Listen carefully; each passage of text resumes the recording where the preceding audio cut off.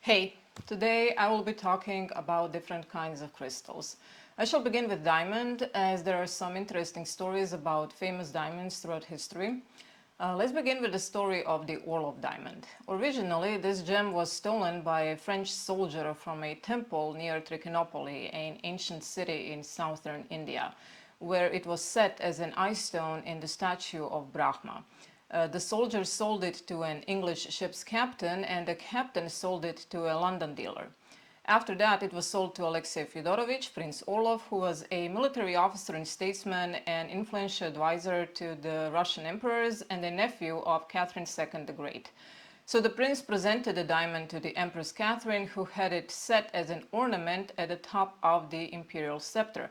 Now, this diamond was a stone of bad omen for Russia, as this country is under the rulership of Aquarius and opposed to the diamond sign Leo. According to some, this can be seen in that of the late Tsar Nicholas II, the last of Romanovs, who had a sign Leo in the 12th house of his natal chart. This depends on which house system was used.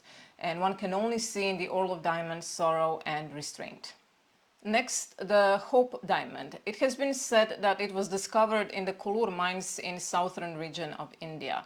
It was reputedly used to adorn the eye or the forehead of the Hindu goddess Sita, goddess of beauty and devotion. And according to the legend, it was stolen, and this was the beginning of its curse, which foretold bad luck and death not only to the owner, but to whomever touched it.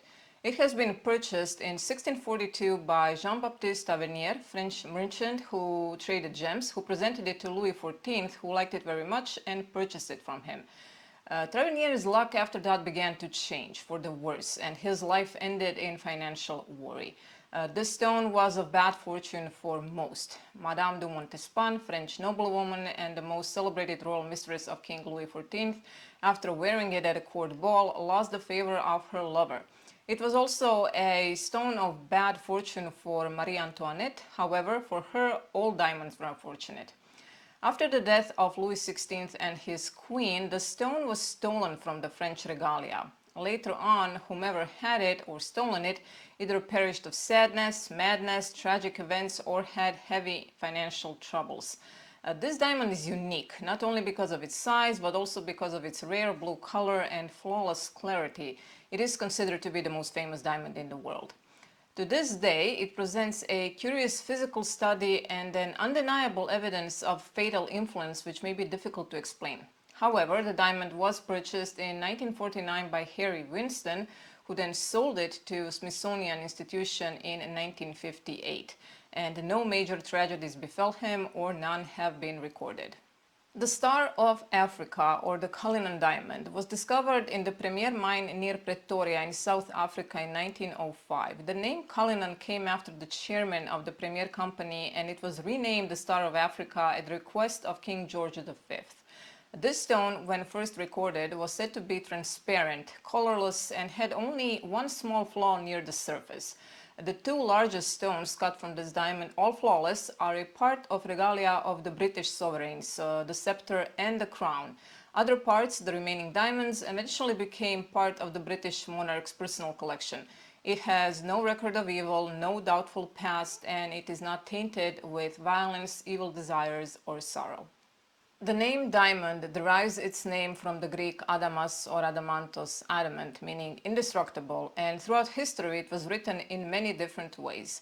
Astrologically, the diamond is under the sign Leo and Sun, and also holds great power over Aries and Libra. To dream of diamonds was considered to be a symbol of success, wealth, happiness, and victory, and it has the reputed power of binding people together in a happy wedlock, thus making it a favorite stone for wedding rings or engagement rings. Now, so many other stories are connected with diamonds, but I should move on. Citrine, a very popular crystal. This is a clear quartz crystal with color ranging from a light yellow to a deeper medium golden orange, which is the rarest. Citrine obtained its name from its citron tint. Correctly, it is called false topaz, and incorrectly Brazilian topaz. It has no cleavage like the topaz, which for topaz means it tends to break along certain planes. Citrine is also known under the names Spanish topaz and Occidental topaz. In ancient times, citrine was carried as a protective talisman against plague epidemics, evil thought forms, alcoholic, and other forms of indulgence. Also, it was used as a charm against snake bites or bites from venomous reptiles and insects, and against scandal and treachery. So somehow, over time, citrine became a crystal that symbolizes wealth, or better said, accumulation of wealth, probably due to its color, and many people use it for that purpose only. Now here is a feng shui tip. If you want to get the most benefit from the citrine crystal, place it in the furthest left corner of your home. I have one here. This one is real citrine from Brazil. However, there are many that are heat treated, formed by people in labs or factories. This is basically a piece of amethyst or smoky quartz heated, or as it can sometimes be called, baked, and it mimics the Earth's process. Usually this is quite noticeable. The citrine crystal is under the zodiacal sign of Scorpio. Malachite, another, I believe, quite popular crystal, derives its name from the Greek malaki or malakia, meaning the mallow leaf, from its resemblance to the soft green leaves of this plant. In Rosicrucian philosophy, it was the symbol of the vernal or March equinox and the arising of the spiritual man. This stone was greatly favored by the Egyptians. It was associated with death and the power of resurrection, as well as new life and fertility.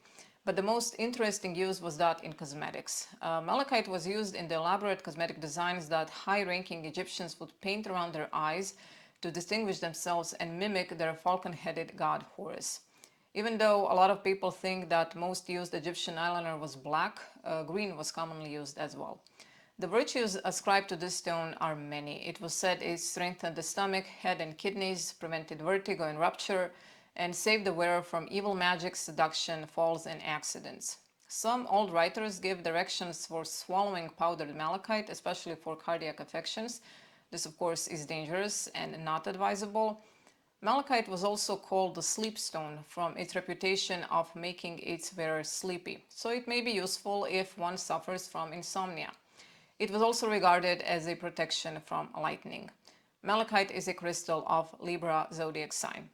Obsidian, a natural volcanic glass, obtained its name, according to Pliny the Elder, who created the first known Encyclopedia Historia Naturalis, from Obsidius, or as he is sometimes called, Opsius, a Roman explorer who discovered it in Ethiopia. This is a very hard, brittle, formed from quickly cooled lava, variously colored crystal, as it can be black, pink, green, gray, striped or spotted. Obsidian is considered as the stone of the Maya and Aztec, and to them it had more value than the gold. It was early discovered to be a useful material from which knives, mirrors and other objects can be made.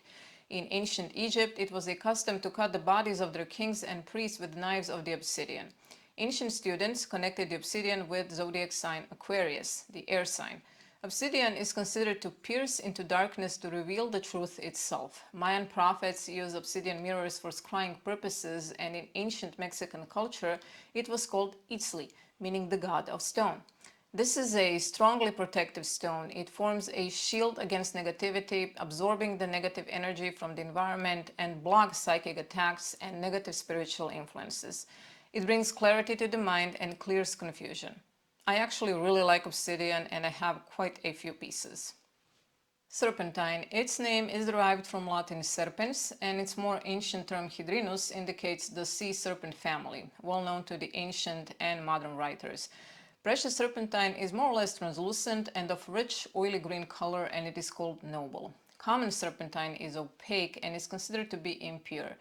Serpentine comes in a variety of colors: dark oily green, light green, olive green, black green, brown yellow, green yellow, and sometimes almost white.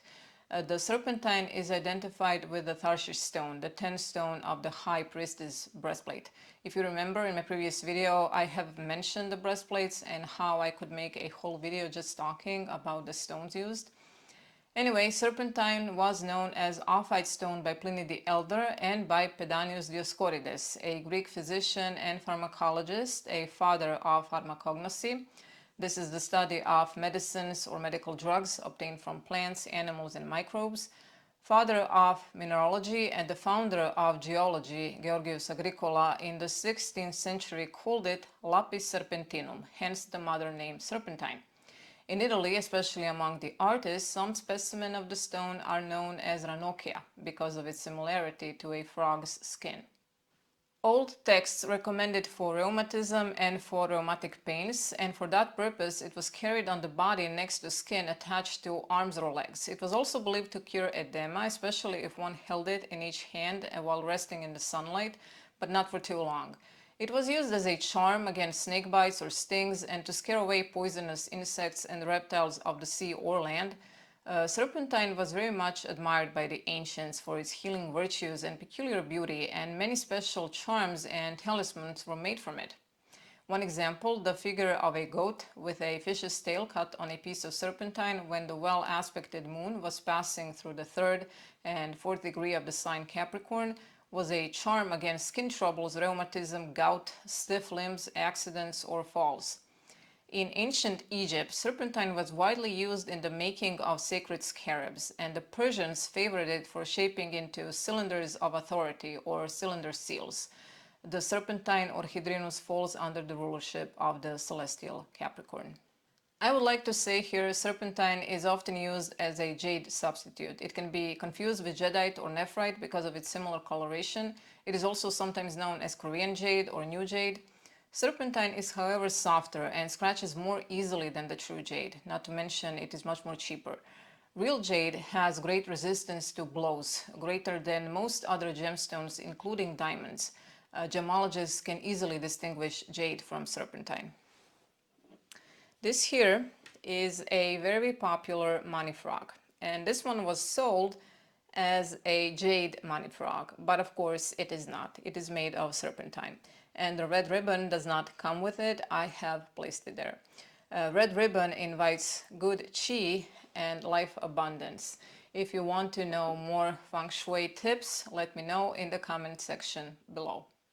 Let's do two more. So moldavite, a crystal that a couple of years ago gained incredible popularity, even though it has been around for a long time, and its origin is unique.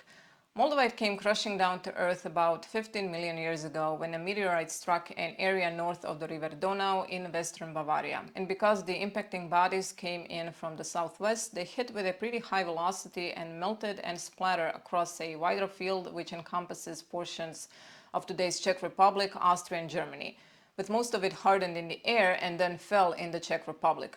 Since it was discovered, it captivating the minds of most people. I believe of all tektites, and tektites are materials created by meteorite impact on Earth, moldavite is very scarce, and because it is basically glass, it is delicate and it takes time to actually extract it from the ground. These crystals are more like fragments as opposed to actual gemstones, and these are some of the reasons why moldavite holds much value.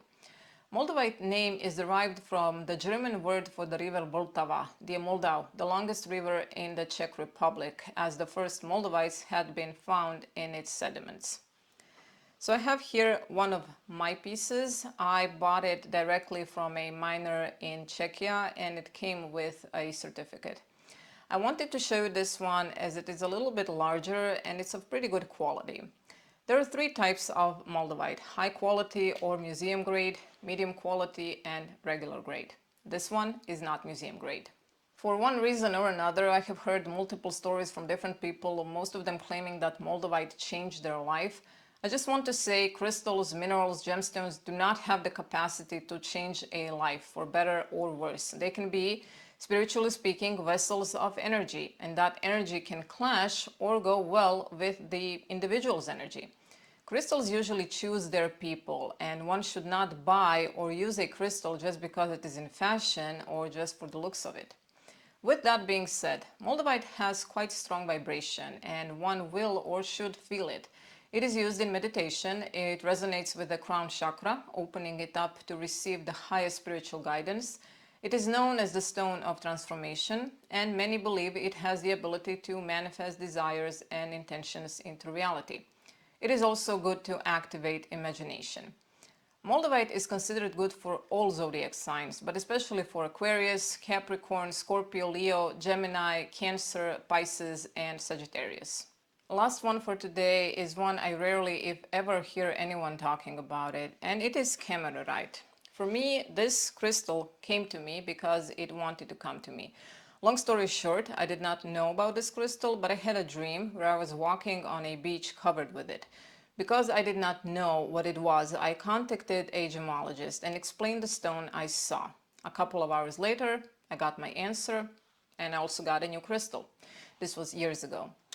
Camerite is considered rare, and it is a chromium-containing mineral that was first discovered, I think, in the Ural Mountains of Russia in 1841. However, some experts in geology believe it was originated in Sweden. It was named after August Alexander Kammerer, an 18th century German mineralogist, chemist, and pharmacist. This stone is considered to link mind and heart. It is used for meditation, cleansing, healing, or unblocking energies. It also encourages its owner to have strong moral compass, to be flexible and realistic. It is mostly connected with the Pisces sign, but because it has strong fire energy, it goes well with Aries. Other zodiac signs that can benefit from this crystal are Taurus, Gemini, Libra, and Scorpio. And this is it for today. If I could recommend one crystal that is suitable for everyone, that would be black tourmaline. This is an inexpensive crystal, easily obtainable, and it has good protective energy. It repels and blocks all negative energies, and it looks cool. It can be put anywhere, and I have it all over my house as well as in my car. Now, if you want me to talk more about crystals, or if you would like to know more about a specific crystal, please leave a comment in the comment section below and I will get back to you. Regardless, it is very likely I will make more videos on crystals and feng shui tips. Today's quote is by Robert Ludlum. He was an American author of spy thrillers, best known as the creator of Jason Bourne from the original The Bourne trilogy series. And one of his quotes is this one: "The most precious jewels are not made of stone, but of flesh." This one is nice and important to remember. Thank you for being here today. Please subscribe and press a like button, and I will be seeing you in a couple of days. Bye.